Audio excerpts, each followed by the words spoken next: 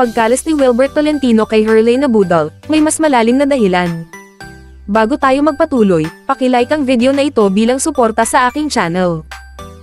Umaasa pa rin ang mga taong malapit sa kanila, na maaaring magbago ang desisyon ni Wilbert Tolentino, sa kabila ng kanyang pagbibitiw bilang manager ni Herlane Abudal, sa magandang dilag dahil kinikilala siyang may mabait na puso. Tinukoy ni Wilbert ang kasalukuyang kalagayan ng kalusugan niya, bilang isa sa mga dahilan kung bakit siya huminto sa pamamahala sa showbiz career ni Herlane, ngunit marami ang nakumbinsi na may mas malalim itong dahilan.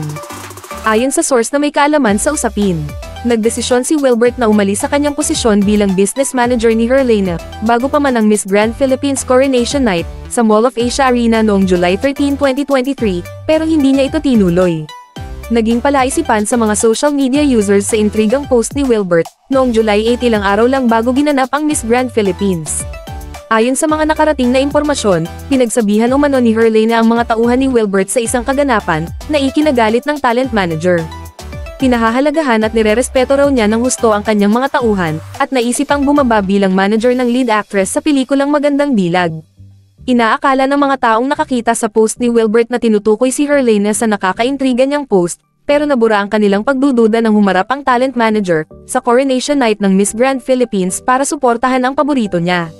Ang tsismis na ang ugali ni Herlane, ay nagbago bilang resulta ng mga biglaang pangyayari sa kanyang buhay ay muling ibinalita. Na nagpapataas ng posibilidad na ito ay totoo.